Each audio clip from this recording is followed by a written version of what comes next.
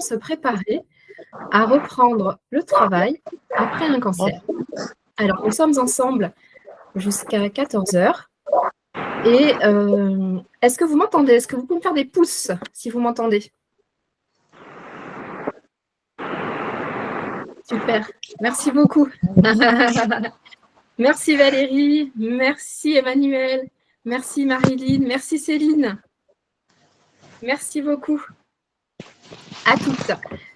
Alors, moi, ce que j'aime beaucoup faire, c'est démarrer à l'heure pour honorer les personnes qui sont à l'heure. Donc, écoutez, c'est ce qu'on va faire maintenant.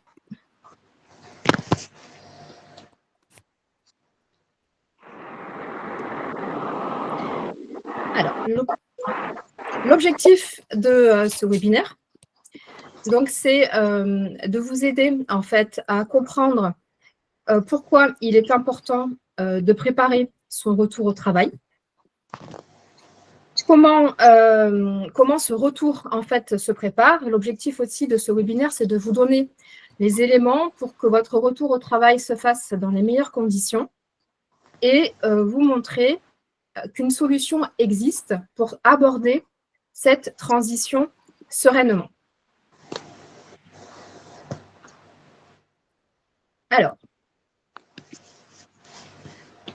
qu'est-ce que ça voudrait dire pour vous qui avez connu la maladie, de vous comprendre, d'être comprise, de savoir qui vous êtes, quelle est votre identité, et de vous réveiller chaque matin heureuse d'aller exercer le métier de vos rêves dans l'endroit de vos rêves? Est-ce que vous pouvez me mettre ça dans le chat, s'il vous plaît?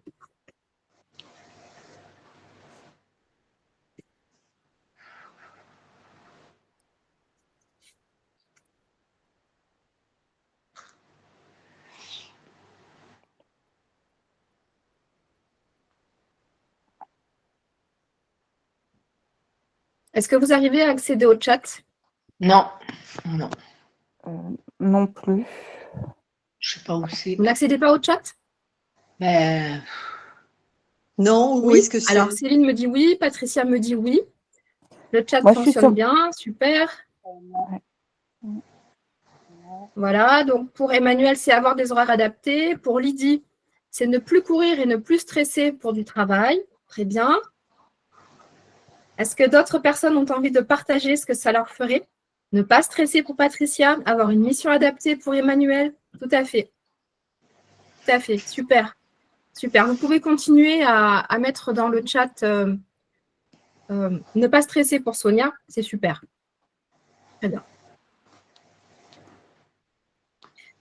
Je peux vous parler de Véronique. Véronique qui a préparé son retour au travail et qui maintenant est une femme épanouie dans son métier. Aujourd'hui, elle est une source d'inspiration pour des femmes après avoir eu un cancer. Elle témoigne aujourd'hui comment la préparation de son retour au travail lui a permis de trouver une activité qui aujourd'hui l'épanouit pleinement. Véronique est réflexologue, elle est installée sur Paris et c'est un exemple parmi tant d'autres femmes qui ont transformé leur vie après la maladie en faisant appel à nous. Alors, d'ici la fin de ce webinaire, vous allez... J'ai un petit souci technique, excusez-moi. Voilà.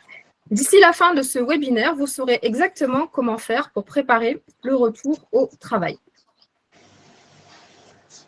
Alors, ce webinaire est pour vous si vous vous sentez paumé et avez besoin de mieux vous comprendre dans votre nouvelle identité depuis la maladie, si vous avez déjà essayé des choses qui n'ont pas marché pour vous, si vous avez compris que c'est maintenant le bon moment pour avancer et sortir du mode survie pour passer à la vie, si un travail vous attend, mais vous savez que vous ne voulez plus ou ne pouvez plus y retourner, que vous voulez sortir de l'isolement, que vous voulez retrouver confiance et voir la lumière au bout du tunnel, vous savez que la maladie n'est pas là par hasard et qu'il est temps de prendre le virage pour transformer votre être et être au plus profond de vous qui vous êtes.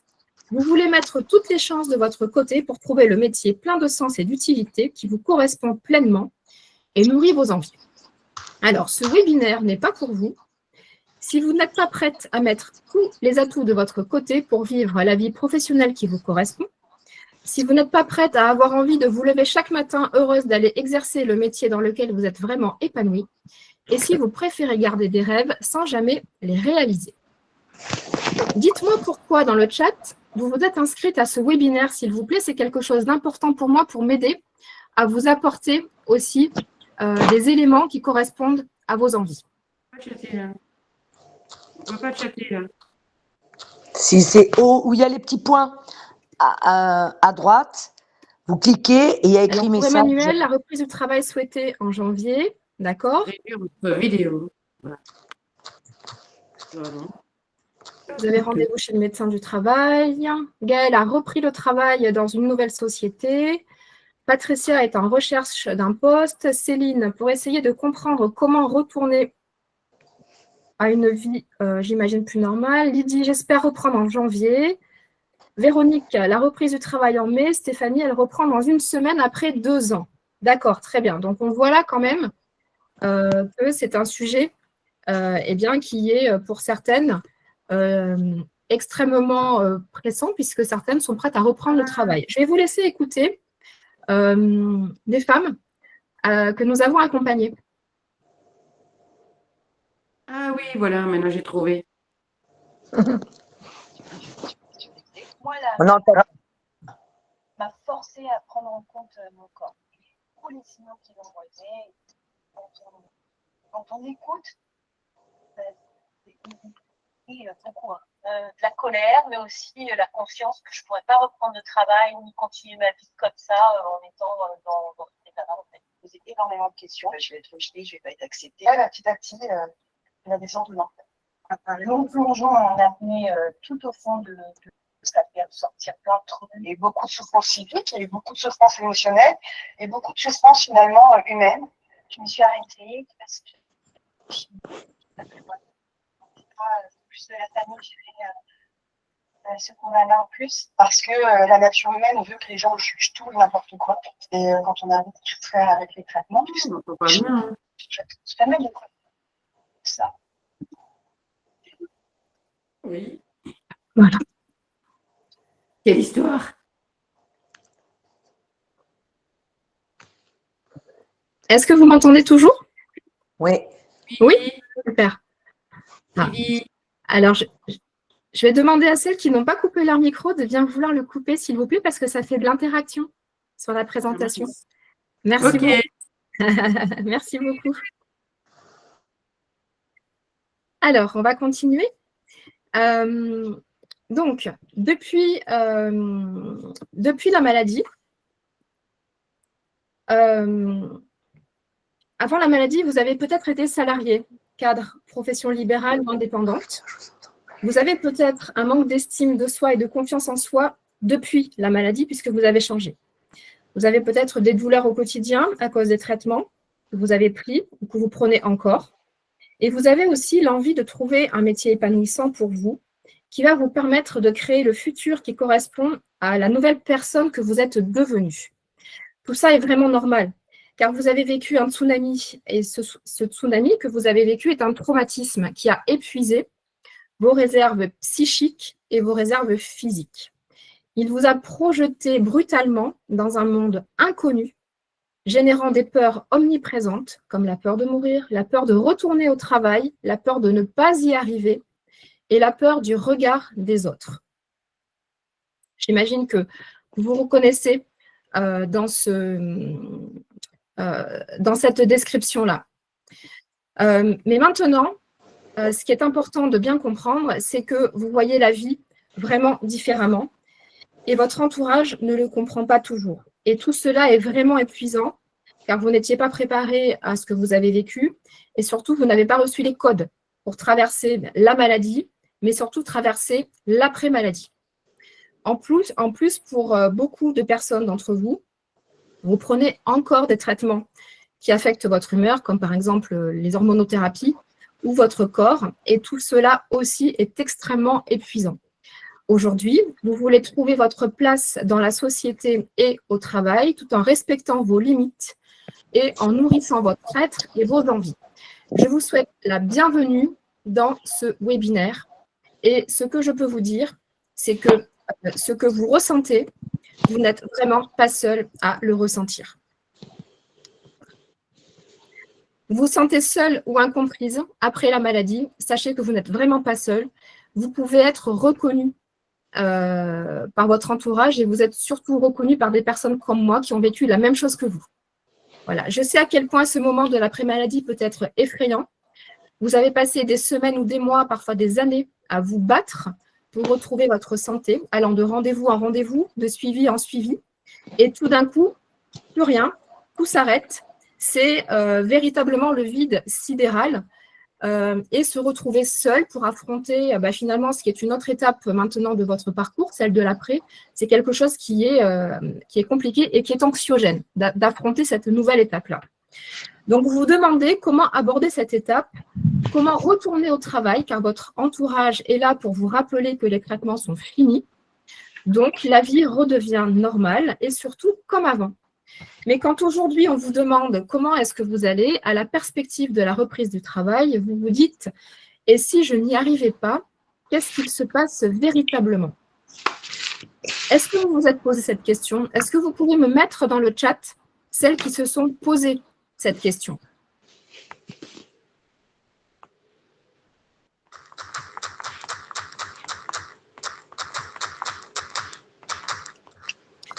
Patricia, oui, on y pense. Gaëlle, oui. Véronique, oui, je me suis posé la question. Sonia, oui. Stéphanie, oui. Très bien, merci. Marie-Ange, je me suis posé cette question. Coucou Marie-Ange. Super. Ok, très bien.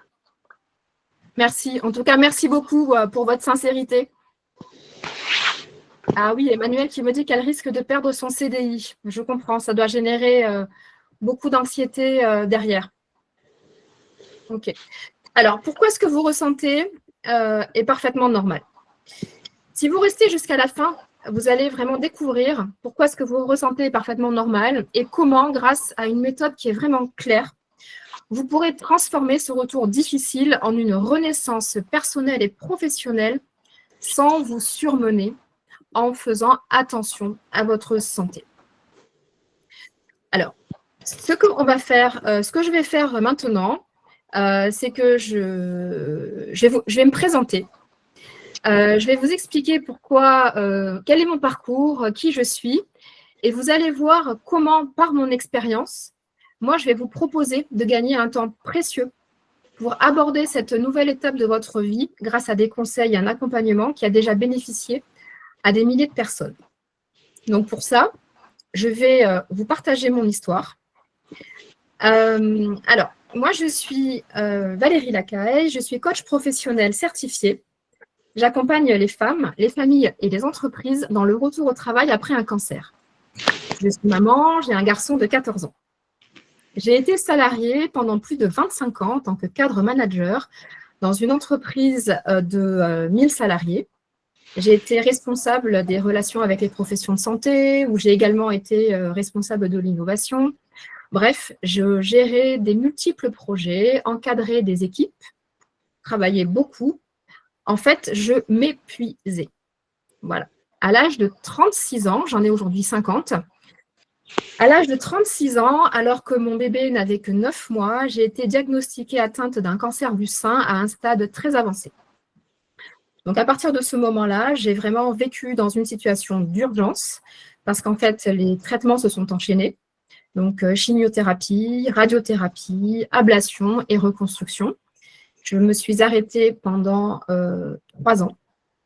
Et maintenant, je peux vous dire, voilà, donc ça fait 14 ans, donc je peux vous dire avec ce recul que je suis guérie, que je suis en pleine santé et que cette épreuve du cancer, je l'ai traversée aussi malheureusement très peu entourée.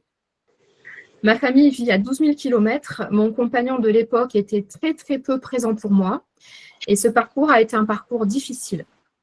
Le parcours de la maladie a été un parcours difficile, mais ce qui a aussi été très difficile, c'est l'après. Donc, après les traitements, tout le monde attendait de moi que je redevienne comme avant, que je reprenne le travail comme avant.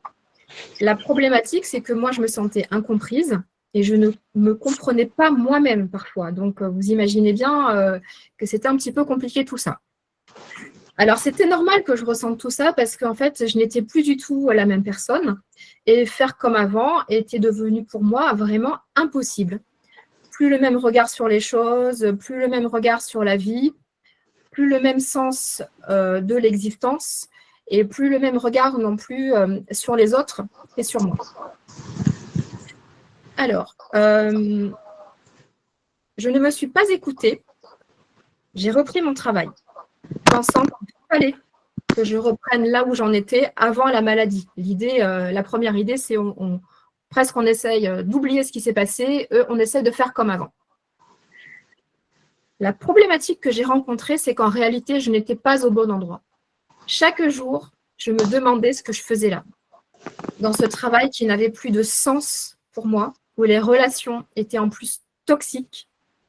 Alors, j'ai essayé en parallèle de créer quelque chose qui me correspondait. Je me suis formée pendant 3 ans à la naturopathie. J'ai ouvert mon entreprise de traiteur santé parce qu'en plus, je suis passionnée de cuisine santé. Donc, j'ai donné des cours sur l'alimentation santé. Je suis devenue chef d'entreprise et je me suis régalée à faire tout ça. Parce que je l'ai fait avec mon cœur, je l'ai fait avec mes tripes. Le problème, c'est que dans la vie professionnelle de salarié et dans ma vie personnelle, eh bien, je vivais des relations toxiques qui m'ont détruite. Donc, tout ça faisait vraiment beaucoup trop, en fait, pour une seule personne. Et avec le recul, j'ai su que j'étais dans cette situation car je n'avais absolument pas pris le temps de me reconstruire. À l'époque, rien ne m'avait été proposé. Et pour moi, le résultat, malheureusement, a été sans appel. Au bout de 14 mois de reprise du travail, j'ai fait une dépression et un burn-out.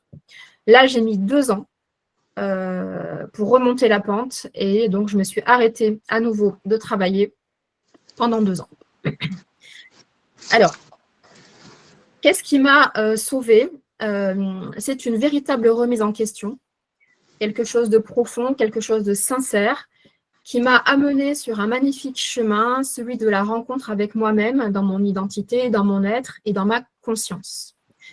Le point de bascule s'est fait pour moi après avoir suivi un accompagnement de coaching. Donc, le programme s'appelle Co-Résilience. Ce programme a transformé ma vie. J'ai compris qui je suis, ce pourquoi je suis faite et surtout ce que je veux dans ma vie et qui me ressemble vraiment. Aujourd'hui, je peux vous dire, et c'est même une fierté pour moi, de vous dire que je mène une vie alignée, sereine, pleine de joie dans tous les domaines de ma vie. Je suis moi, je suis au bon endroit avec les bonnes personnes et je suis vraiment épanouie. Et ce que je me dis, c'est que si moi j'ai réussi à transcender ma vie, eh bien, vous le pouvez également. Alors, je suis là aujourd'hui pour en témoigner, mais surtout pour vous donner des clés, pour vous faire gagner du temps. Car vous aussi, vous ressentez certainement le besoin de vous reconstruire dans votre identité et de retrouver un travail qui fait sens pour vous. Mettez-moi dans le chat, s'il vous plaît, qui ne veut plus travailler pour tenir, mais pour vibrer.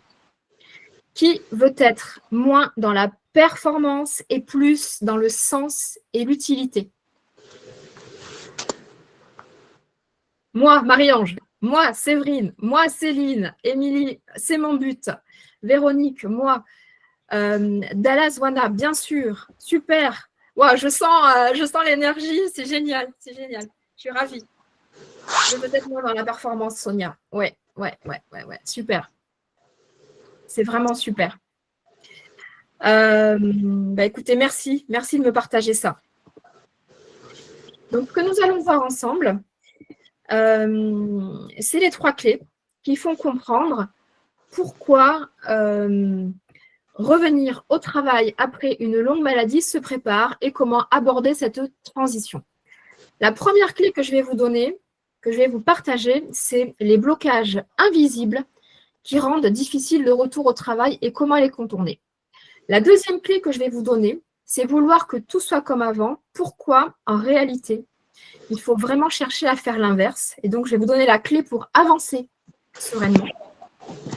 Et dans la clé numéro 3, je vais vous expliquer comment préparer le retour au travail en 3 dimensions profondes, la méthode simple et efficace.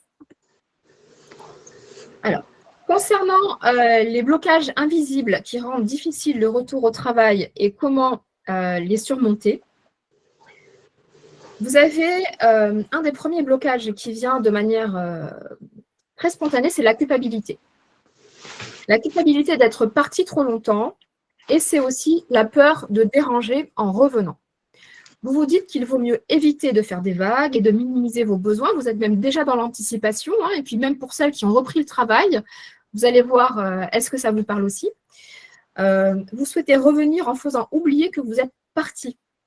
La problématique, c'est que personne dans votre entourage professionnel n'aura oublié que vous êtes parti. Donc, faire comme si ça ne fonctionnera pas.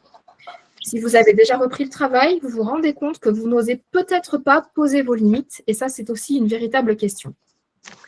Avant même d'avoir repris, vous mettez déjà en place des mécanismes d'auto-sabotage déguisés qui vous poussent à vous suradapter jusqu'à l'épuisement. Vous pressentez que votre absence a certainement coûté à votre entourage professionnel et que vous devrez vous rattraper, comme une espèce de vous payer vous rattrapez un petit peu votre dette d'absence. Voilà. Donc, vous envisagez déjà de faire des heures supplémentaires, de travailler tard, etc. Je peux vous en parler avec beaucoup de facilité parce que j'ai vécu tout ça. Comme je vous l'ai dit, moi, j'étais cadre manager d'une équipe et je me suis remise à fond dans le travail. La suite, vous la connaissez puisque je vous l'ai expliqué tout à l'heure.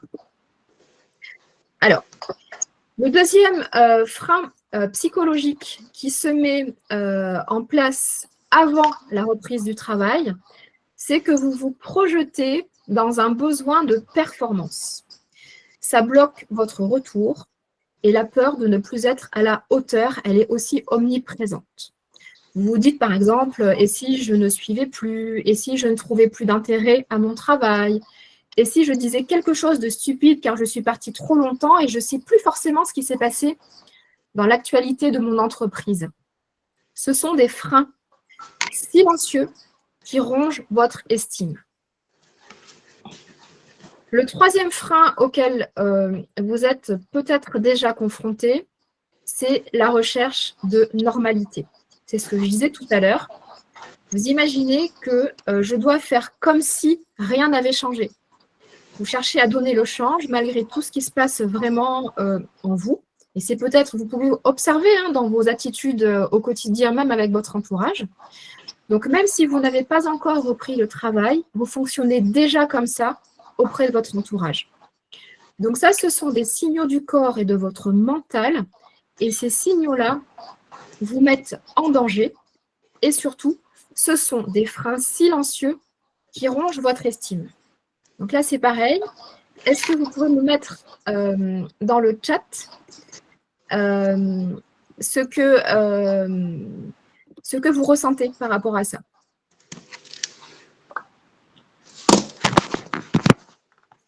Quel frein vous ressentez? Est-ce que vous avez peur de mal faire? Est-ce que vous avez un sentiment de culpabilité?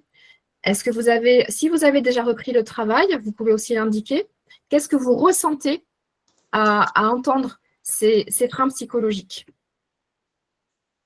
Pour Jeanne, peur de ne plus être à la hauteur. Pour Stéphanie, vous vous sentez inférieure. Pour, alors, Fernandez, je ne sais pas le prénom, vous ressentez de la culpabilité. Très bien. Merci de partager ça. Et surtout, bravo d'arriver à l'identifier. C'est que vous êtes déjà en train d'avancer par rapport à ce qui se passe pour vous. La peur de ne pas y arriver. Sonia, oui, pareil. Très bien. Parfait. Le besoin de refaire comme avant pour Véronique. OK. Super. Catherine, la peur de ne plus être à la hauteur. Marie-Ange, la peur de ne pas y arriver. Et oui, et oui, et oui, et oui, et oui. Je vous rappelle, vous avez vécu un tsunami. Donc, c'est normal que vous ressentiez tout ça. C'est normal, normal, normal. Là, ce que vous êtes en train de faire, vous êtes en train de prendre conscience de ce que vous pouvez mettre en place comme mécanisme invisible. Et le fait de les identifier, ça va vous permettre de trouver la manière de les contourner. Donc, bravo, bravo, bravo pour ça, d'arriver à les identifier. Pour continuer, je vais vous parler maintenant des pièges psychologiques.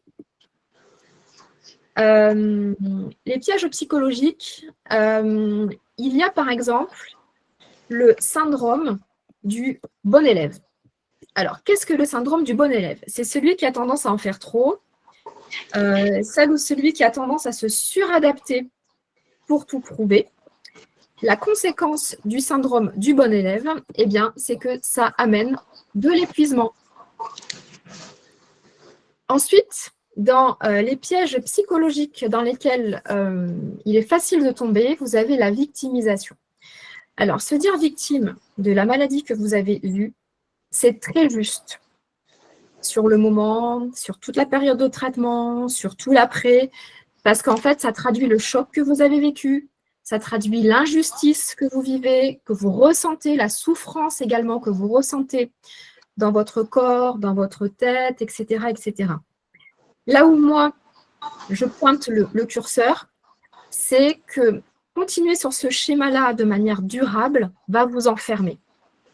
Et ça va renforcer chez vous un sentiment de passivité, de penser que vous n'avez pas de pouvoir sur les choses, mais que vous les subissez. Or, la guérison et la reconstruction demandent souvent de se retrouver pour retrouver le sentiment d'avoir du pouvoir sur sa propre vie. C'est quelque chose de vraiment, vraiment, vraiment très important. Pourquoi rester dans le rôle de victime ne vous aidera pas? Parce que votre entourage ne peut pas comprendre ce que vous avez vraiment vécu. Les personnes qui vous entourent se sentent impuissantes et parfois, elles ont même peur que ça leur arrive à elles aussi. Donc, elles préfèrent mettre de la distance et ne pas voir ce que vous avez véritablement traversé. Donc, ça vient vraiment en plus amplifier votre sentiment d'isolement. Donc, vous comporter en victime ne fera que renforcer en vous un mécanisme de sabotage et vous empêchera d'aller véritablement de l'avant. Ensuite, dans les autres pièges psychologiques, on a l'auto-sabotage déguisé. Donc, c'est être, par exemple, dans le perfectionnement, dans l'isolement, dans la procrastination, de se trouver des excuses. Tout ça, ça vous permet en fait de déguiser le vrai problème et de fuir ce que vous avez vraiment à faire dans votre quotidien. Renforcer un schéma comme ça d'auto-sabotage, ça vraiment, ça ne vous aidera absolument pas. En prendre conscience pour décoder le mécanisme et mettre en place la bonne alternative, ça, c'est vraiment ce qui va vous aider. Et enfin, le dernier piège psychologique dans lequel on peut tomber très facilement, c'est l'oubli de soi. L'oubli de soi-même. Moi, j'entends souvent dans les accompagnements les personnes qui disent « moi, je pense toujours aux autres avant de penser à moi, etc. Je ne m'écoute pas, etc. » Donc, ignorer les signaux du corps, ne plus écouter ces signaux d'alerte et continuer à essayer de faire comme avant, eh bien, cela ne vous conduira malheureusement qu'à une situation de mise en danger pour votre santé. Voilà, parce que vous savez mieux que quiconque à quel point maintenant ce qui compte, c'est de prendre en compte votre santé et de vous prendre en compte vous. Voilà, donc dans les pièges psychologiques, le syndrome du bon élève, dans la victimisation, l'auto-sabotage déguisé et l'oubli de soi-même. Alors, dans quel piège psychologique vous vous reconnaissez et qu'est-ce que cela vous fait de vous reconnaître dans ces pièges-là?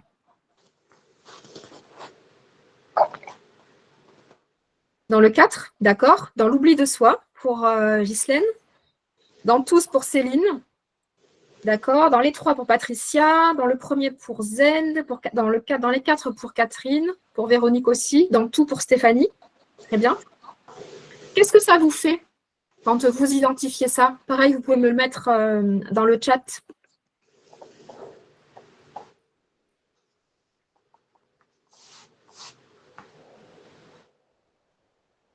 Un épuisement, ouais, la crainte de ne pas y arriver. Et oui, et oui, et oui, et oui. La fatigue, la tristesse, ouais. Je vais vous proposer de prendre une grande inspiration. Chacune. Là, je vois la fatigue, la tristesse, l'envie de faire autrement. Donc, je vais vous proposer de prendre une grande inspiration pour accueillir ce qui se passe là pour vous dans cette prise de conscience.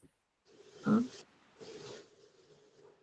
Super. syndrome du bon élève, l'envie de pleurer. Accueillez tout ce qui vient. Ça veut dire que vous êtes déjà en chemin pour faire quelque chose. Super. En tout cas, merci profondément de me partager ça. C'est vraiment précieux. Voilà. Donc là, on vient de voir les freins et les pièges dans lesquels on peut tomber et qui rendent le retour si difficile.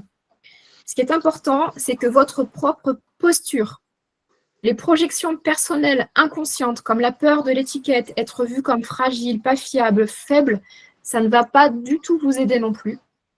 Donc, apprendre la bonne posture et repérer les projections personnelles saboteuses, ça va vraiment vous aider. À partir de maintenant, ce que je vais vous proposer de faire, c'est de vous voir plutôt comme une femme qui a eu la force de traverser cette épreuve, comme une femme résiliente qui a maintenant la capacité à transformer l'épreuve en force. Est-ce que ça vous dit de voir les choses comme ça? Levez les pouces. Super, bravo. Merci, je suis ravie, merci. Merci pour les pouces, merci pour les cœurs, c'est génial. Merci, merci. En tout cas, ce merci, il est pour vous. Il est pour vous. C'est super que vous ayez cet élan pour vous. Bravo. Alors, on va voir ensemble la suite. La clé numéro 2, c'est vouloir que tout soit comme avant. Pourquoi faire exactement l'inverse? Le mythe du retour à la normale, c'est une illusion. Je vous le dis avec énormément de sincérité et de vécu. Quand on traverse une expérience de vie qui amène à un changement profond comme ce que vous avez vécu, la maladie, on a souvent cette pensée. C'est un automatisme et c'est tout à fait normal. Je veux juste retrouver ma vie d'avant. Alors, c'est normal d'avoir cette pensée car le cerveau a besoin de se rassurer. Donc, il met tout de suite en place des mécanismes de protection et c'est ce qui lui permet de dire « je vais réussir ».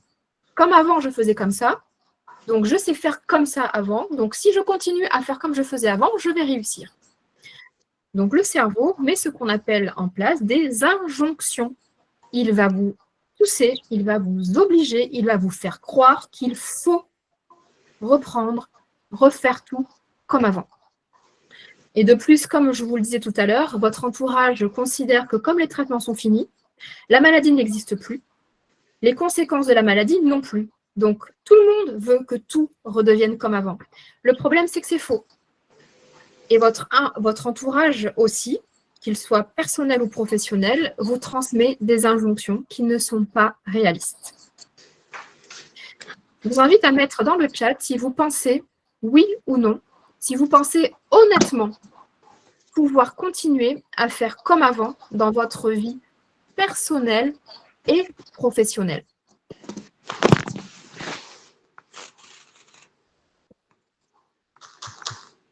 Impossible. Non, non. Ouais. Non, je ne peux pas et je ne le veux pas. Bravo Stéphanie d'avoir compris ça. Super. Super. Non, impossible. En pro, surtout pas. Non, impossible. Ouais, mais voilà. Voilà, vous voyez, je suis ravie parce que vous avez déjà compris ça. Et en fait, quand on a compris ça, on a déjà fait une très, très grosse partie du chemin. Donc, bravo. Vous pouvez vous féliciter d'avoir compris ça et d'avoir osé aussi le dire. Parce que ce n'est pas facile de le dire. C'est difficile de dire à son entourage « je ne veux plus faire comme avant, je ne peux plus faire comme avant ». Bravo de le dire. Bravo et merci de le partager autour de vous. Alors, la clé que je veux vous partager maintenant, c'est que chercher à revenir en arrière crée de la frustration constante et un sentiment d'échec. Ce n'est pas souhaitable pour prendre soin de sa santé parce que ça crée ce qu'on appelle aussi des vibrations basses. Donc, ça va baisser votre niveau d'énergie. Donc, c'est ce qui va aussi entretenir un cercle un petit peu vicieux de fatigue, de fatigabilité plus importante, etc. Donc moi, ce que je vais vous inviter à faire à partir de maintenant, il y en a peut-être qui le font déjà, mais en tout cas, celles qui ne le font pas, c'est vraiment de chercher la joie. C'est de chercher à vibrer haut. de chercher vraiment ce qui vous fait vibrer. Ça peut être dans le choix d'un vêtement que vous aimez, la couleur, ça peut être d'aller passer du temps avec des amis que vous aimez, ça peut être d'aller dans un lieu qui vous donne de la joie, de regarder, je ne sais pas moi, un film, une série, quelque chose qui vous donne de la joie. Et c'est de procéder comme ça dans votre quotidien. C'est que finalement, quand vous sentez quelque chose qui vous enlève de l'énergie ou de la joie, mettez-le de côté. Ne gardez vraiment que ce qui va venir vous nourrir de manière positive. Donc là, on est sur la véritable clé, c'est d'accepter et d'intégrer l'évolution de votre identité. Vouloir revenir à l'état d'avant, c'est vraiment une illusion qui est toxique, comme je vous l'expliquais pour soi. Après la maladie, le corps et l'esprit changent. Et donc, chercher à annuler ces changements, ça peut mener à de la frustration permanente, à du dénigrement de soi, et aussi, malheureusement, à de l'épuisement. Alors, on va voir ensemble les... je pense que j'ai eu un petit saut de diapo, c'est pas grave. Les 6 raisons pour lesquelles faire comme avant n'est plus possible. Votre corps a changé. Votre rapport au temps a changé. Vous avez compris que votre temps est désormais précieux et vous ne voulez plus gaspiller votre énergie dans l'inutile. Vos priorités ont changé, votre vision de la vie aussi et vos envies aussi, car vous vous questionnez sur le sens maintenant des choses. Votre système de valeurs a évolué.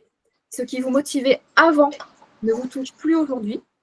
Le monde autour de vous, lui, n'a pas changé. Mais vous, vous avez changé.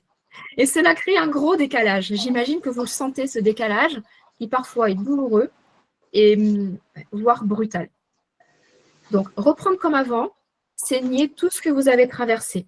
Ce n'est pas un retour, c'est une renaissance, c'est une transformation dont vous avez besoin. Alors, parmi les raisons que je viens de vous citer, est-ce que vous pouvez les identifier dans le chat, celles qui vous parlent à vous? Toutes pour Céline, toutes pour Véronique. Super. Sonia, 1, 3, 5, 6. D'accord, tout sauf la 2, ok.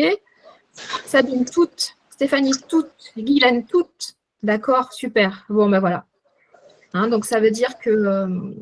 ouais, super, vous arrivez vraiment... Magali, c'est beau ce que vous écrivez. Je suis en attente d'une renaissance. Eh bien, écoutez, bienvenue. Super, super Magali. Bravo. Bravo, bravo. Bravo à toutes, en fait. Là, j'ai pris l'exemple de Magali parce qu'elle a identifié son envie et son besoin de renaissance, mais c'est exactement ça. C'est exactement ça. Super. Alors, voilà, c'est ce que je vous dis tout à l'heure. Cherchez à vibrer haut, cherchez à avoir de la joie dans votre quotidien. Les écueils ou les pièges qui sont possibles dans cette période de l'après, il y a 4 éléments qui sont importants. La première chose, c'est de confondre acceptation et résignation. C'est un piège courant de croire qu'accepter, c'est baisser les bras. En réalité, accepter, c'est partir du réel pour avancer. Pas en renonçant à s'améliorer, mais en acceptant de changer, de se reconstruire dans son identité. Ensuite, le deuxième point, c'est le deuil de l'identité d'avant. C'est douloureux de dire adieu à son ancien moi. Le corps, l'esprit, l'autonomie, l'énergie, tout est véritablement différent, mais je sais vraiment de quoi je parle. Donc, ça peut susciter un sentiment de deuil, et en même temps que le sentiment de perte d'identité. Donc ça, c'est vraiment ce sont des étapes qui sont difficiles. Vous pouvez aussi ressentir de la pression extérieure de l'entourage et de la pression intérieure que vous vous mettez seul. Donc l'entourage peut inconsciemment ou pas d'ailleurs vous pousser à redevenir celle d'avant, donc ça c'est ce qu'on vient de voir, ou alors vous pouvez aussi vous imposer ça à vous-même. Dans les deux cas, c'est un idéal qui est exigeant, mais malheureusement, ça vient nier l'identité actuelle de la femme que vous êtes. Et enfin, le quatrième point, c'est la pression sociétale de la femme parfaitement guérie. La société valorise la performance, la jeunesse, la productivité. Le résultat, c'est que ce qu'on peut appeler entre guillemets la fragilité ou la lenteur sont mal perçus et cela complique toute l'acceptation. Cela nie votre identité et vos capacités actuelles. Les bénéfices que vous aurez, si vous acceptez et que vous intégrez vraiment l'évolution de votre nouvelle identité, c'est que vous allez pouvoir vous libérer mentalement. Accepter va vous permettre d'éviter de lutter contre ce qui est. Cela permet d'économiser de l'énergie mentale et émotionnelle et de la consacrer vraiment à des choses plus constructives comme sa propre réparation et sa propre reconstruction.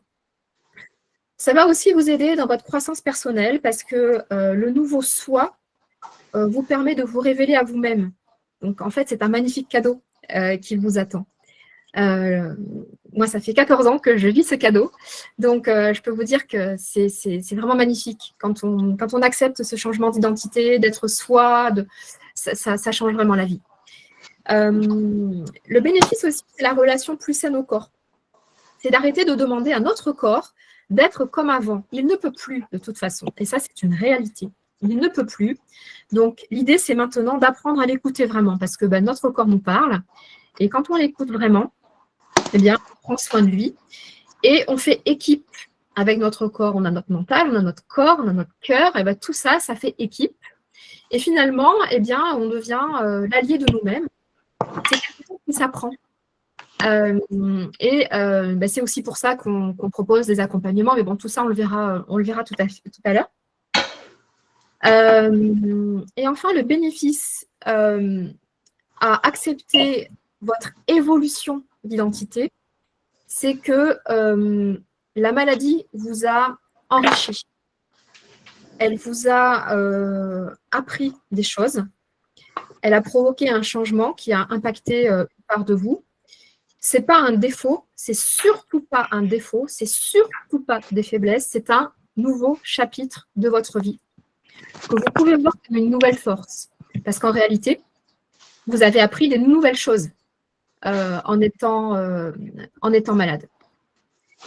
Donc, là, sur cette diapositive-là, vous voyez, à gauche, vous avez les pièges de l'évolution en noir. Et en orange à côté, je vous ai mis les bénéfices de l'intégration. Donc, dans les bénéfices, c'est faire la paix avec ce qui se passe maintenant.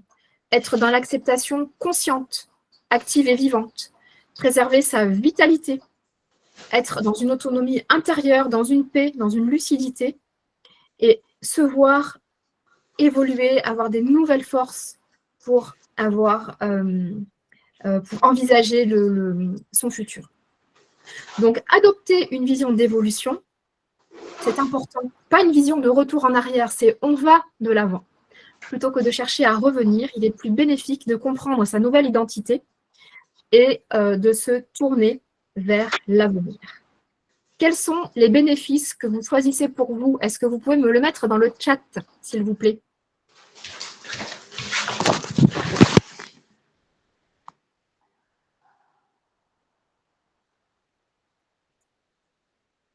Préserver son corps.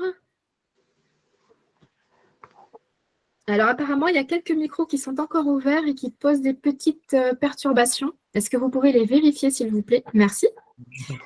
Alors, préserver son corps, être ma priorité. Super. Céline, tous. OK. Être ma priorité. Marie-Ange, le dernier. OK. Identité enrichie pour Marie-Ange. Anne, tous. Pour Stéphanie, tous. OK. Très bien. Super.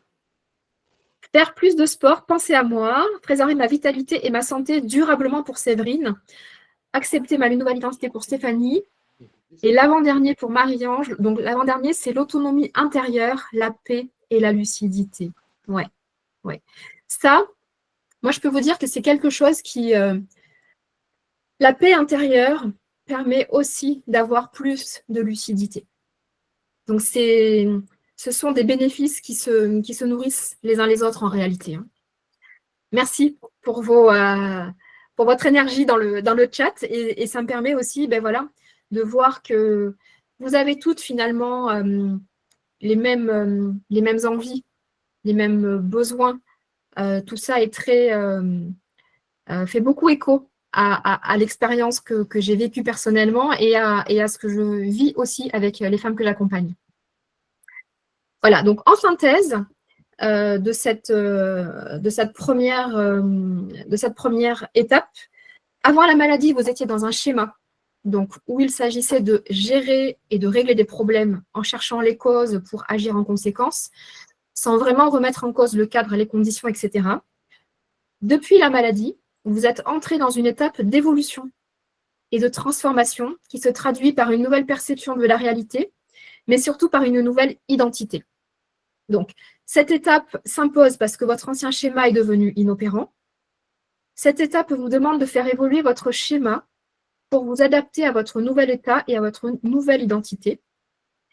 Cette étape nécessite aussi de nouveaux apprentissages et un état d'esprit adapté.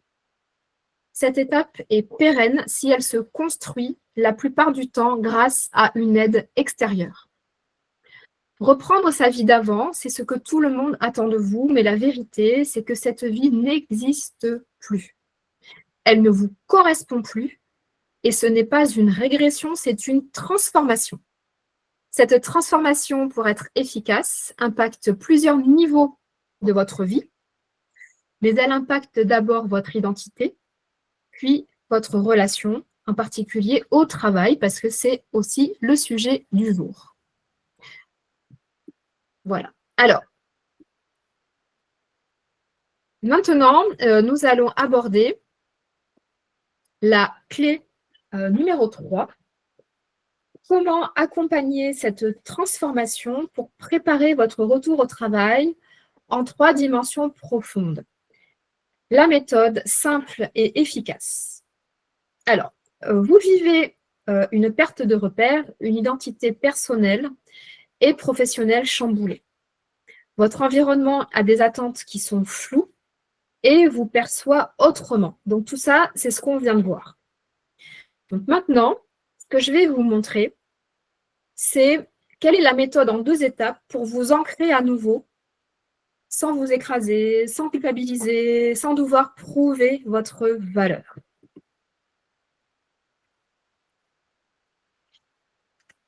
Alors, même si pour le moment, vous doutez encore de votre légitimité ou de votre capacité à reprendre votre travail, j'ai vu tout à l'heure, hein, je doute, j'ai peur, etc. Donc, même si vous doutez aujourd'hui, si vous doutez à votre capacité à suivre le rythme, vous allez voir qu'avec ce que je vais vous expliquer, vous allez pouvoir repérer vos fonctionnements d'autosabotage et créer un avenir professionnel en toute sécurité.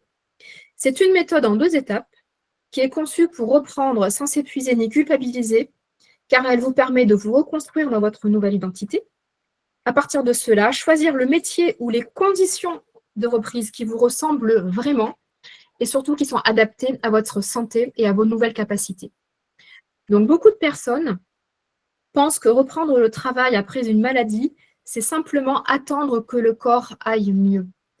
En réalité, et ça c'est vraiment un point très important, en réalité, la véritable reprise se joue bien en amont, dans 3 dimensions qui sont souvent malheureusement négligées et qui sont essentielles pour éviter la rechute, l'autosabotage ou l'abandon de poste. Quand je vous ai parlé de moi tout à l'heure, je vous ai expliqué mon expérience, je vous ai dit que je ne m'étais pas reconstruite, j'avais repris le travail à fond, ça m'a valu une dépression et un burn-out. Je ne m'étais pas reconstruite.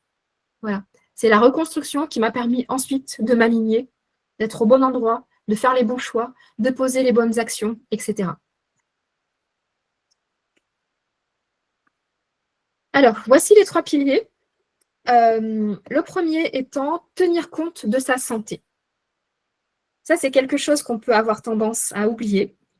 Mais tenir compte de sa santé, c'est fondamental. La santé physique, La maladie a laissé des traces. Le simple fait de se lever, de se préparer, de réfléchir, d'interagir, ça demande beaucoup d'énergie. Ça demande une énergie nouvelle de se remettre aussi en mouvement, hein, intellectuellement, etc. Et donc ça, c'est une énergie qu'on a besoin d'apprendre à se réapproprier. La santé mentale, cette fois-ci, donc il s'agit aussi de se connecter aux pensées, sachant qu'on ne peut pas aller de l'avant sur des pensées qui sont négatives. Donc prendre soin de soi, c'est aussi s'écouter intérieurement. Et je vous le dis dès maintenant, pensez à faire, pour celles qui ne l'ont pas fait, pensez à faire votre demande de RQTH, de reconnaissance de qualité de travailleurs handicapés. Cette demande de RQTH, elle se fait auprès de la MDPH, c'est la Maison départementale des personnes handicapées, donc de votre département. C'est extrêmement important. Souvent, ce qui vient en première idée, c'est non, moi je ne veux pas entendre parler de handicap. Non, ce n'est pas le médecin traitant qui fait la demande de RQTH, c'est vous qui faites la demande de RQTH. C'est un dossier que vous prenez auprès de la MDPH, que vous faites remplir par votre médecin traitant, oui. Mais par contre, vous en remplissez également une partie. Donc ça, c'est quelque chose de vraiment très important. Ce n'est pas du tout la même chose que l'AAH, qui est l'allocation pour adultes handicapés. Ce sont deux choses qui sont complètement différentes. Pourquoi c'est important de faire ce dossier? Parce que vous ne savez pas du tout comment vous allez évoluer dans le temps. Vous avez eu un parcours de santé très difficile. Le cancer a laissé des séquelles, mais vous pouvez aussi avoir d'autres pathologies, malheureusement, en plus du cancer. Et tout ça, ce sont des choses qu'il faut reporter dans votre dossier de RQTH.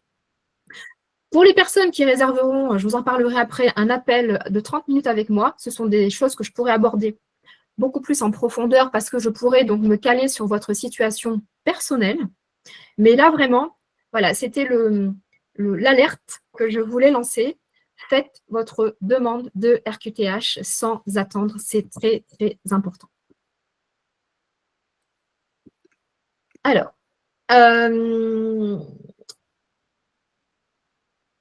pour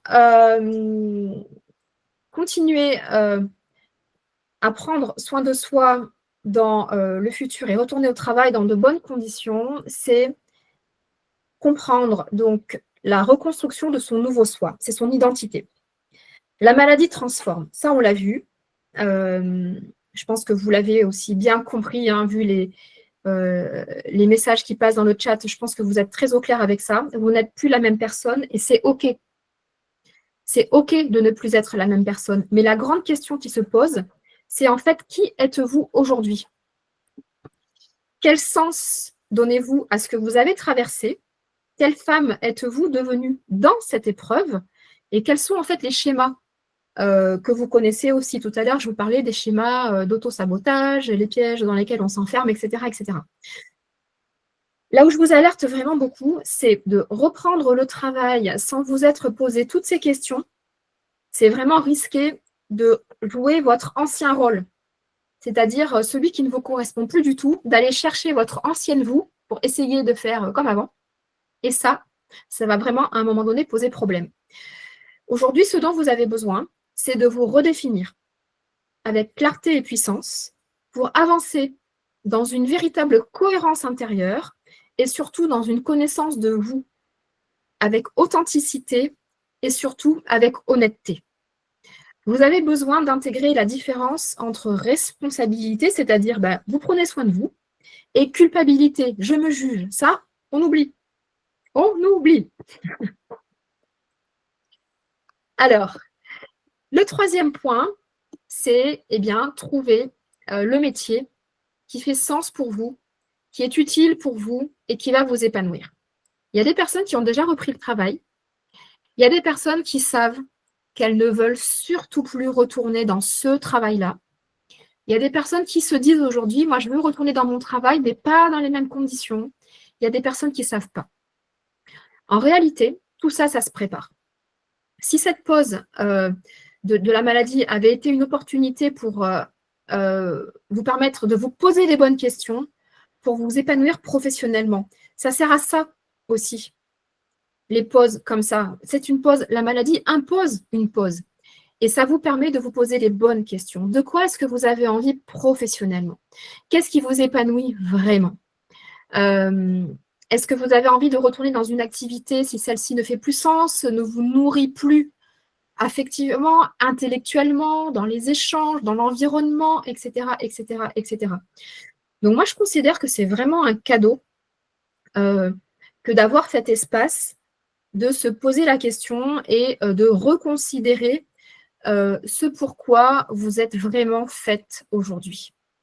Donc, il est temps d'identifier le métier, l'activité ou le projet de cœur aussi, qui vous permettra de vivre pleinement sans vous trahir. Ça, c'est un point extrêmement important. L'honnêteté envers vous.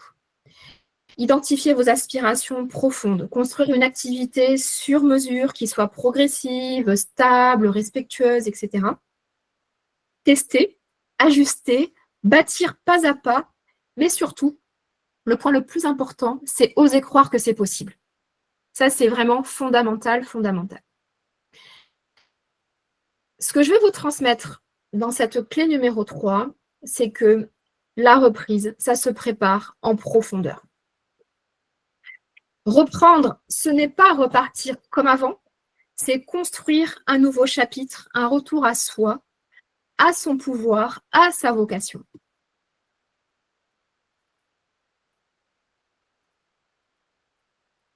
Les 3 enseignements que moi, j'ai appris de mon expérience, c'est sortir de l'isolement, ne pas croire qu'on peut y arriver seul en laissant juste faire le temps.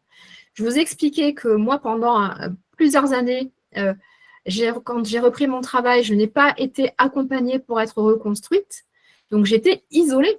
Je me suis débrouillée toute seule pour essayer de me reconstruire. Eh bien, j'ai un petit peu avancé, mais en réalité, je n'ai pas avancé de manière extraordinaire. Donc voilà, sortir de l'isolement, c'est vraiment important.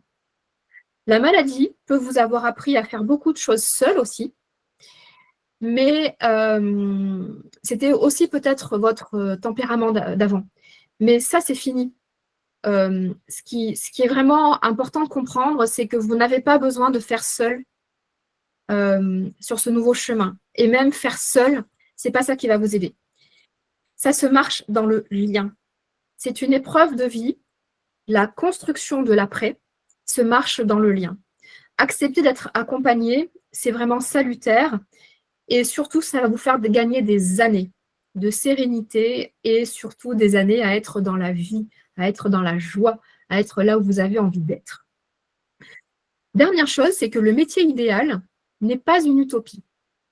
C'est la rencontre entre votre être, votre identité, votre vécu et votre mission.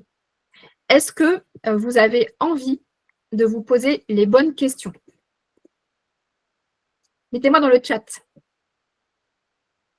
Est-ce que vous avez envie? Oui. Est-ce que vous avez envie? Non. OK. Oui, oui, oui. Oui, oui, super. Oui, vous pouvez mettre aussi des réactions avec les pouces si vous avez envie. Ça amène de la joie, de la vie, de l'énergie qui est contagieuse et que tout le monde peut ressentir. Ah, Guylaine ne sait pas. D'accord. Très bien. C'est honnête aussi de ne pas savoir. C'est tout à fait honnête de ne pas savoir. Bravo. Oui, Anne. Oui, oui, bien sûr. Super. Impeccable. Très bien. Alors, maintenant, vous vous demandez qui vous êtes vraiment devenu depuis la maladie. Vous ne voulez pas juste vous connaître, mais vous reconstruire. Je l'ai vu passer dans le chat tout à l'heure aussi. Et vous avez aussi envie d'incarner pleinement vos décisions. Vous voulez utiliser l'épreuve de la maladie comme un tremplin pour exercer un métier qui a du sens, qui soit utile, qui vous est adapté et vraiment épanouissant pour vous. Votre travail vous attend, parce que vous pouvez aussi être dans cette situation où vous savez que vous ne voulez pas ou que vous ne voulez plus y retourner dans ces conditions-là. Et vous ne voulez pas rester seul plus longtemps avec vos préoccupations qui vous font vous sentir paumé, inquiète et qui vous empêchent d'avancer. Donc, pour répondre à ça, le processus co-résilience a été créé. Je vous ai expliqué tout à l'heure que moi, personnellement, j'ai bénéficié des accompagnements de ce processus. Donc, c'est ce dont je vais vous parler maintenant. C'est un processus qui a été conçu par 2 coachs experts en santé au travail. Vous les voyez en dessous. À gauche, c'est Esmeralda Vérolme et à droite, c'est Christophe Grotti. Ce sont des coachs qui ont plus de 20 ans d'expérience et qui mettent à disposition des femmes qui ont eu un cancer, ils mettent leur expertise pour toutes ces femmes-là. J'ai eu la chance d'être accompagnée par ces personnes-là et j'ai eu une autre chance, c'est que eh bien, ces 2 personnes-là me choisissent aussi pour me transmettre leur processus co-résilience et pour travailler avec eux. Donc, je travaille également avec eux. Donc, je fais aussi les coachings d'accompagnement avec eux, ce qui fait que nous sommes une équipe de 3 personnes à être des coachs experts spécialisés en santé au travail. Le processus co-résilience, c'est un processus qui vous est proposé pour vous faire gagner un temps précieux et pour poser les bases solides pour vous permettre d'être au quotidien dans la vie et le métier qui vous ressemble. Alors, là, j'ai quelques verbatims de personnes qui ont été accompagnées. Là, il y a par exemple Aude, elle disait qu'avant cet accompagnement, ma maladie occupait une grande place dans ma vie, parfois trop. Elle influençait mon regard sur moi-même, ma confiance et mon estime. Les doutes prenaient parfois le dessus et il m'était difficile de me projeter avec sérénité. Au fil de cet accompagnement, j'ai appris sur moi-même, j'ai réalisé que je suis capable de progresser, d'évoluer et de m'adapter aux différentes situations qui se mettent sur mon chemin avec plus de sérénité. Je vous propose d'écouter la suite du témoignage des personnes que vous avez entendues au début. La transformation d'atelier en atelier, la cheville que j'étais, est vraiment en train de se transformer en un papillon qui explose, qui a envie de prendre son envol. Oui, c'est ce partage d'expérience et puis c'est cette espèce de sororité qu'on peut avoir aussi, qui fait que ça aide.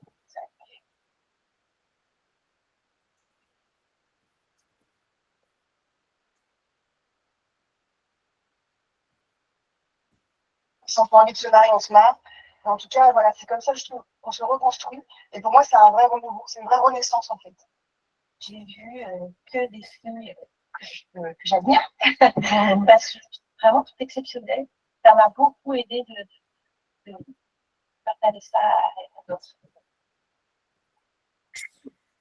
Voilà, là, je vous ai passé les témoignages donc, des personnes que nous avons accompagnées. Le processus co-résilience vous permettra en fait de vous connaître dans tous vos aspects et de vous reconstruire dans votre identité.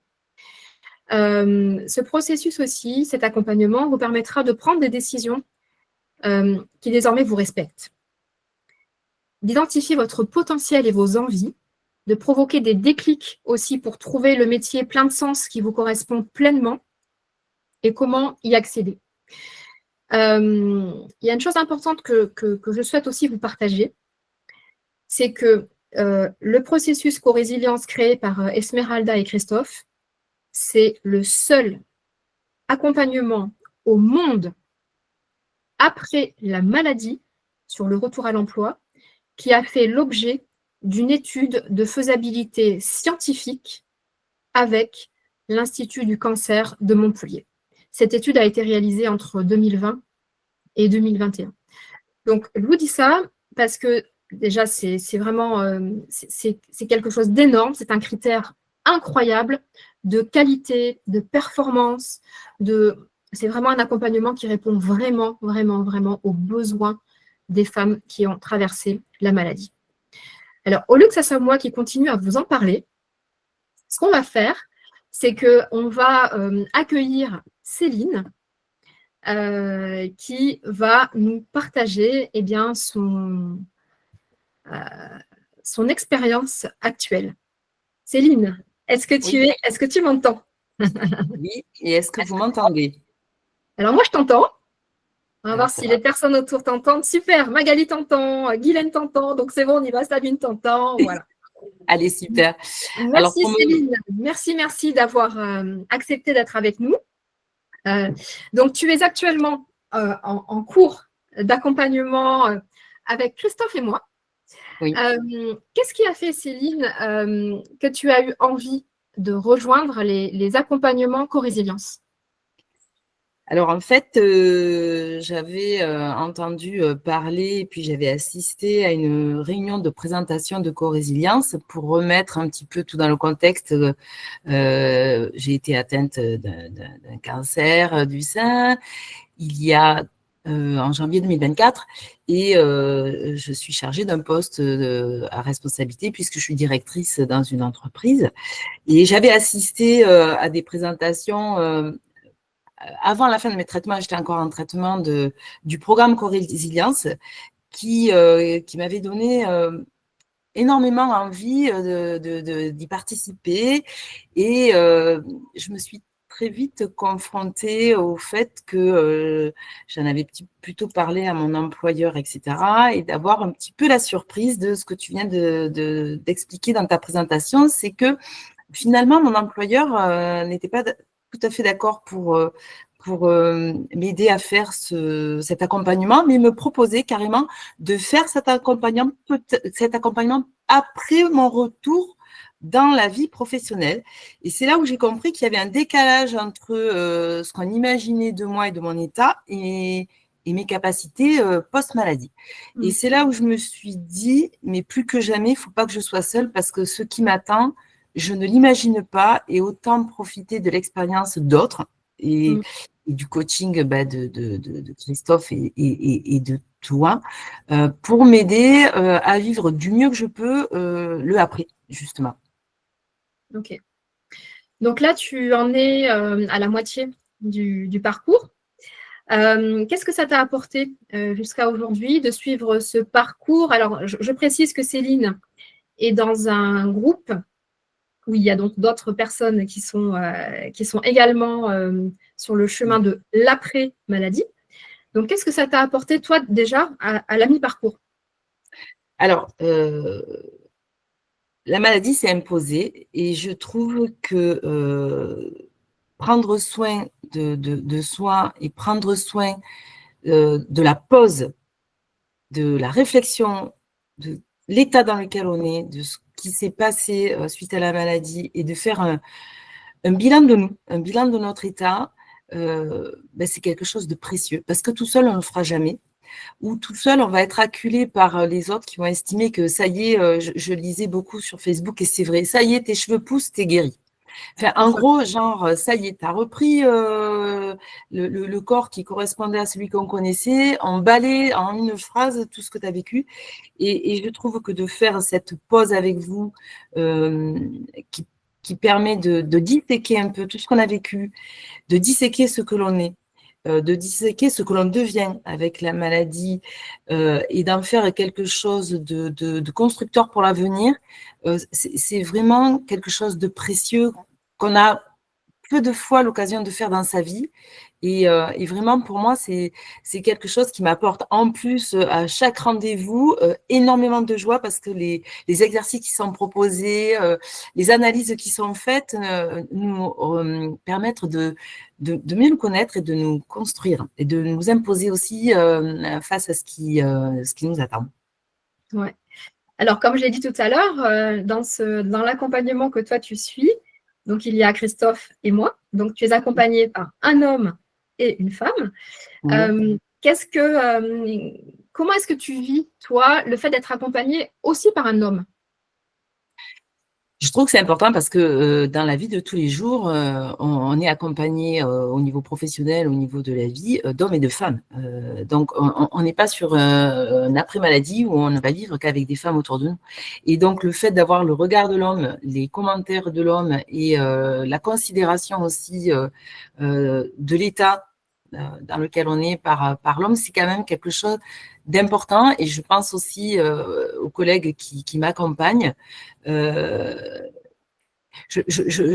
vois clairement que c'est pouvoir aussi se dire, bien, les hommes sont aussi sensibles à ce qui arrive et sont capables de pouvoir avoir un regard qui permet de s'en sortir mieux. Et je pense aussi que si on pense que nos problèmes de santé, on ne peut les confier qu'aux femmes, on va se leurrer parce qu'on ne va pas pouvoir vivre le restant de notre vie qu'avec des confidences de femmes. Et voilà, ce regard de l'homme est important. C'est vrai, Céline. Merci, c'est très juste ce que tu dis. Et aussi, ce qu'il y a, c'est que dans le monde du travail, on est confronté aux hommes et aux femmes. Donc, c'est aussi… les accompagnements sont aussi construits comme ça, c'est-à-dire d'essayer le plus possible de pouvoir mettre les personnes que nous accompagnons dans les situations qu'elles vont aussi pouvoir rencontrer en reprenant le travail. Donc, cette diversité, finalement, même hommes-femmes, mais aussi au niveau des âges, des personnes d'expériences différentes dans le groupe dans lequel tu es, tout ça est, j'imagine, aussi très soutenant. Comment est-ce que toi, tu vis cette sororité, justement, au sein du groupe ? Je trouve qu'on apprend énormément des autres parce qu'on arrive avec notre vécu, notre maladie. On imagine que tout le monde l'a presque vécu pareil. Hein. Souvent, ce sont les mêmes traitements, les mêmes interventions. Et en fait, chaque individu va démarrer la maladie avec des bagages différents et donc, du coup, va la traverser de manière différente. Et le fait d'être dans un groupe avec d'autres personnalités, ça m'a beaucoup appris. Et nous-mêmes, parfois, en tant que malades, on n'imagine pas ce que d'autres malades vivent. Et d'être baigné, en fait, avec une équipe, ça permet de prendre conscience de beaucoup de choses. C'est très enrichissant. Humainement, voilà, c'est nous permettre, à un moment de notre vie, de pouvoir faire des choses qui ne sont que en rapport avec les émotions et ce que l'on vit. Finalement, depuis qu'on a quitté les études, on est traversé par l'univers du travail, la rentabilité, le salaire, les missions. Là, pour la première fois de sa vie, on a une chance de dire pose-toi et réfléchis à tes émotions, à ce que tu es et comment tu as été construite. Je pense que si on ne le fait pas maintenant, c'est quand même vraiment dommage. Ouais. Merci pour ce que tu partages, parce que moi, ce que j'entends aussi, c'est que finalement, c'est une ouverture. Parce que les femmes que nous accueillons dans les accompagnements, ce sont des femmes qui ont tout type de cancer. Ça n'est pas réservé, ça n'est pas limité au cancer du sein. Donc, nous avons des femmes qui ont d'autres types de cancers et des cancers qui sont aussi chroniques. Ça veut dire des femmes qui, toute leur vie, malheureusement, vont devoir faire avec une maladie chronique, prendre un traitement qui a des répercussions sur le physique, sur le mental, etc. Donc, nous accompagnons ces personnes-là. Et pour rebondir par rapport à ce que tu dis, Céline, moi, ce que j'entends aussi, c'est que finalement, c'est un double chemin. Le chemin de l'humilité et le chemin de l'ouverture. Oui. Est-ce que je suis dans le juste quand je te dis ça? Oui, complètement, parce que il y a des choses sur lesquelles on n'a pas pris le temps de se poser dans la vie et qui sont arrivées par le chemin de nos vies. Et là, dans cet accompagnement, c'est d'un coup une page blanche que vous nous aidez à entrevoir et sur laquelle les nouveaux chemins ne correspondent pas forcément à ce qu'on a fait jusqu'à présent. Et ils vont être dessinés avec la réalité de ce que l'on est au moment où on est en train de le dessiner. Et c'est plus la projection des parents, la projection de notre passé, la projection de tas de choses qui se dessinent, mais aujourd'hui, c'est la projection de la réalité de ce que l'on est. Et avec tu l'as dit, la maladie apporte des nouvelles choses, apporte des ouvertures d'esprit qu'il ne faut pas jeter parce que ce sont des cadeaux qu'amène la maladie. Et je pense que c'est avec tous ces outils-là qu'il faut dessiner son avenir. Et effectivement, c'est ce que vous permettez de faire dans le détail et minutieusement dans l'accompagnement. Ouais. Merci Céline pour ce retour, parce que c'est toujours aussi important, en tout cas pour moi en tant que coach, de savoir, quelqu'un qui en est à mi-parcours, de voir déjà que que tu as déjà pu intégrer tout ça à mi-parcours, eh bien voilà, écoute, bravo pour toi parce que c'est aussi ce chemin que tu as décidé de faire pour toi. Qu'est-ce que tout à l'heure tu as parlé de cadeaux. Moi, je me souviens qu'à l'époque, quand j'étais malade, à la fin, quand j'ai repris mon travail, je discutais avec une personne au boulot et je lui disais mais c'est un cadeau en fait. Et cette personne m'a regardée avec des gros yeux. Et là, je me suis dit oui, bon, d'accord, je comprends que les gens ne soient pas prêts à entendre ça. Les personnes qui n'ont pas été malades ne sont pas prêtes à entendre que la maladie est un cadeau, parce qu'en réalité, tout ce qui vient après, quand on prend le temps de se poser les questions, quand on prend le temps de se reconstruire, quand on prend le temps de faire les bons choix, c'est un vrai miracle de la vie en réalité. C'est un peu ce que j'entends dans ton discours aussi. Complètement. C'est que la maladie arrive, elle s'impose, mais si on sait prendre le temps de redéfinir tout ce qu'elle a imposé, cet espace-temps, cet espace de repos, cet espace de un peu parfois aussi de vide où ça a nettoyé peut-être finalement aussi toutes les personnes qui autour de nous n'avaient pas de réel intérêt vis-à-vis de nous.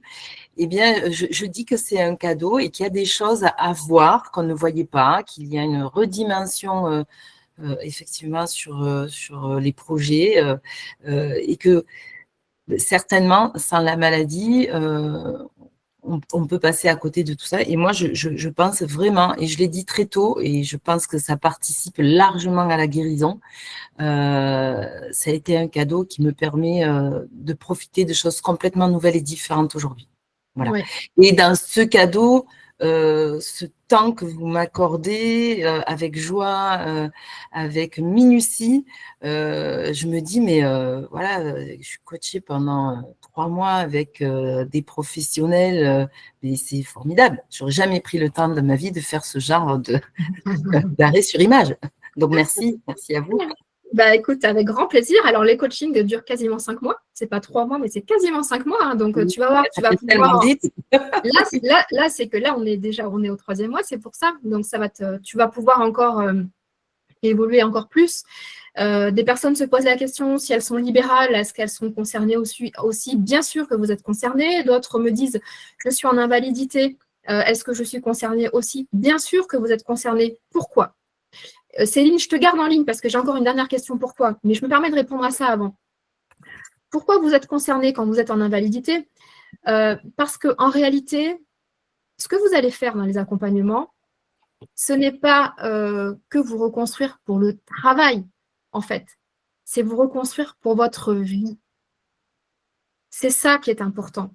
Parce que quand vous vous reconstruisez dans votre identité, eh bien, vous allez ensuite faire des choix dans votre vie, mais pour l'ensemble de votre vie. Donc forcément, le travail en fait partie.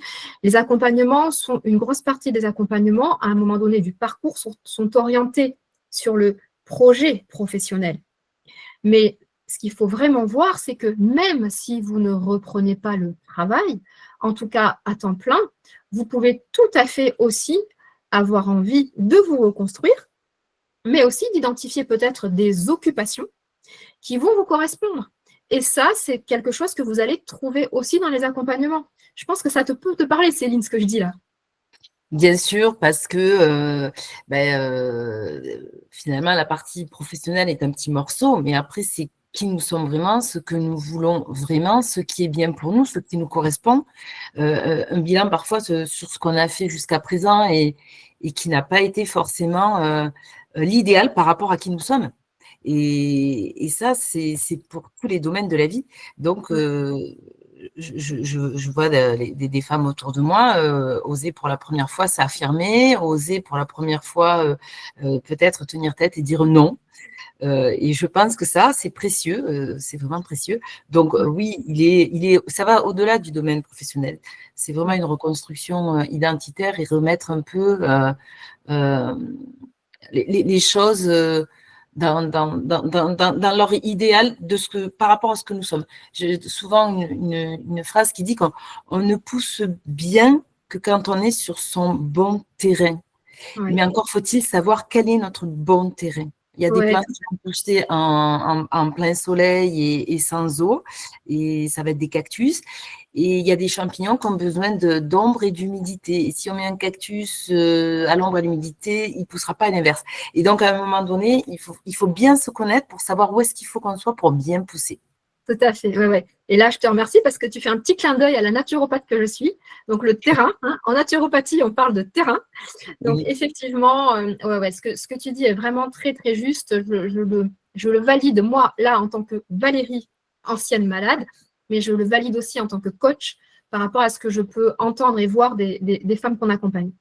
Pour clôturer cet échange toutes les deux, Céline, en 2-3 mots, qu'est-ce que tu aurais envie de dire aux femmes qui te regardent, qui t'écoutent, qui t'entendent? Ne passez pas à côté de cette possibilité. Très tôt, moi, je pensais que j'étais une gâtée de l'entreprise, que le dirigeant était mon ami et que tout allait se passer très bien.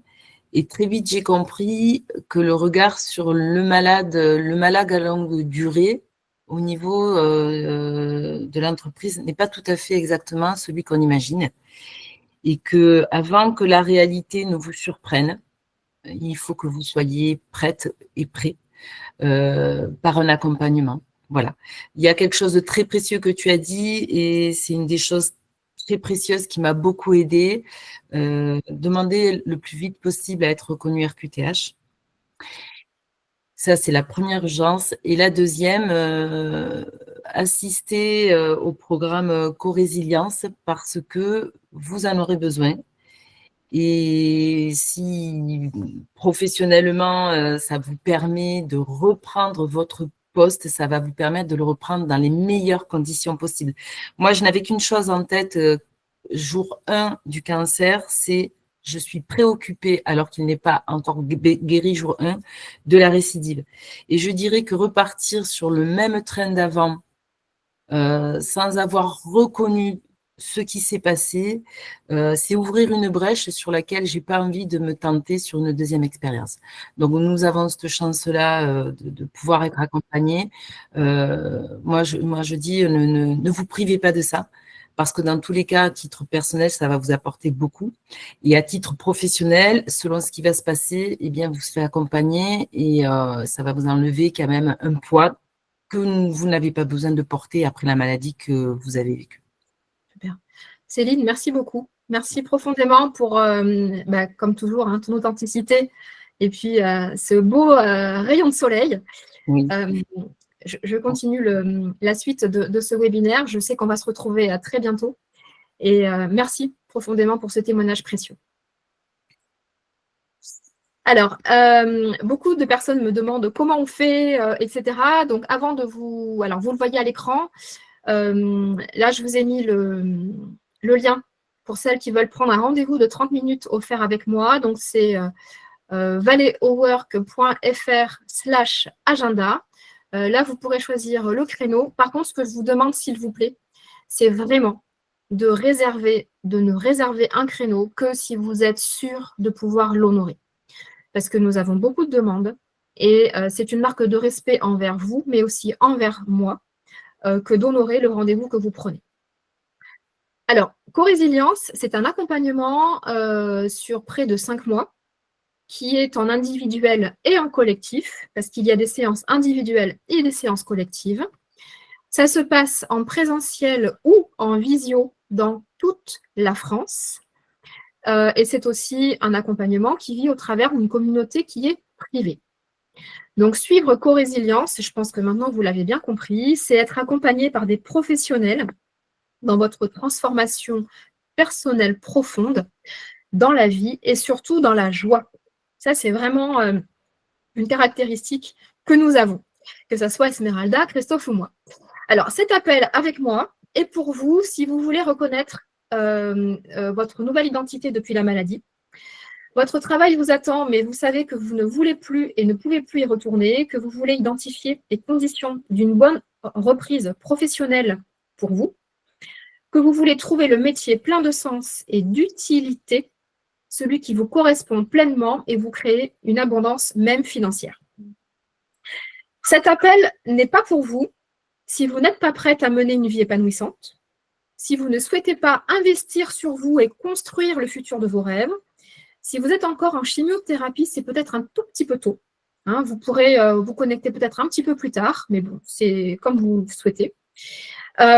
Cet appel n'est pas pour vous si vous n'avez pas encore compris que se faire accompagner, c'est gagner du temps et être au bon endroit pour les années à venir. Si vous n'êtes pas prête à vous engager envers vous-même, ça c'est la première des choses. Et si vous ne souhaitez pas apporter des réponses claires aux questions que vous vous posez pour arrêter de vous sentir paumé. Alors, nous accompagnons donc des personnes, comme je vous l'ai dit, dans la France entière. La plupart, 99%, ce sont des femmes. Il est extrêmement rare qu'il y ait des hommes.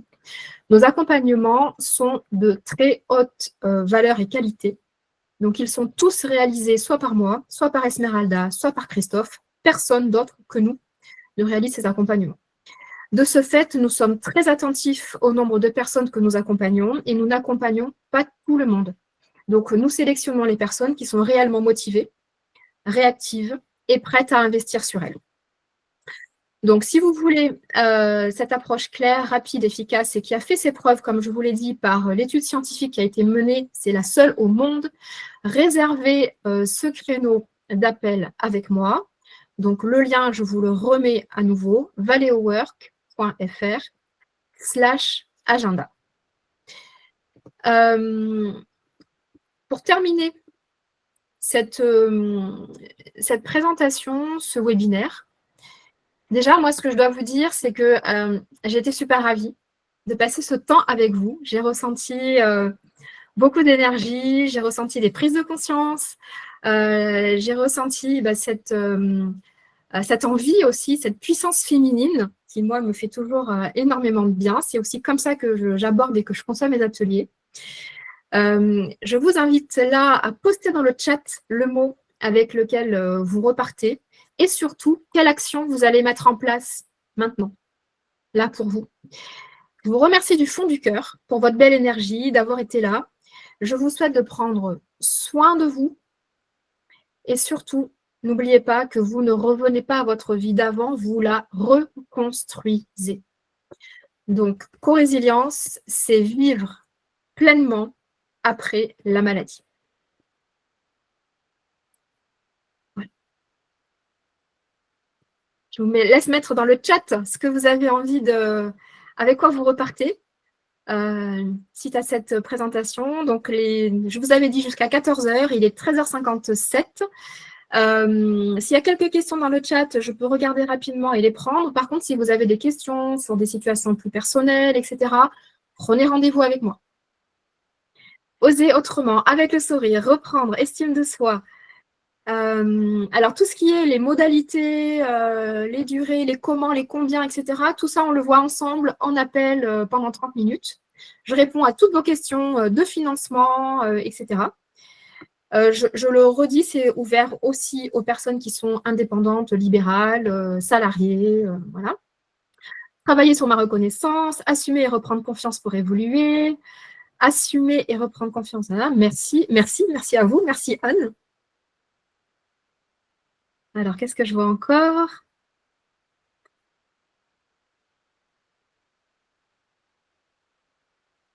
Hop.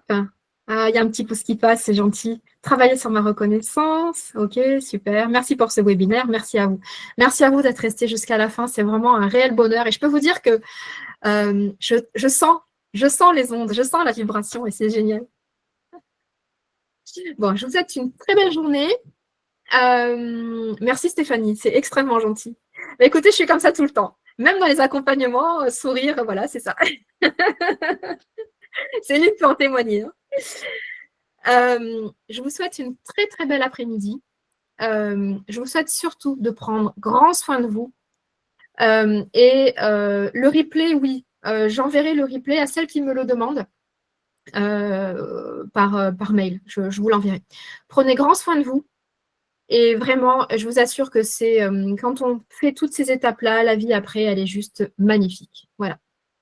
Je ne vous connais pas personnellement, mais je vous embrasse du fond du cœur et j'aurai la grande joie de vous retrouver lors des appels téléphoniques et puis pourquoi pas des accompagnements. Prenez soin de vous.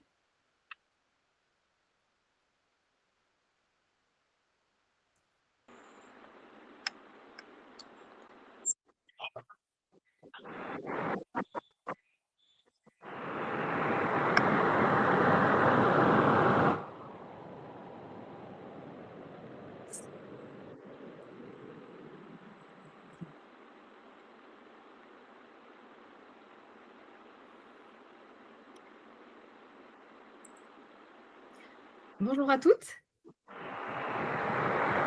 Il est 12h30 et je suis ravie de vous accueillir aujourd'hui pour ce webinaire sur comment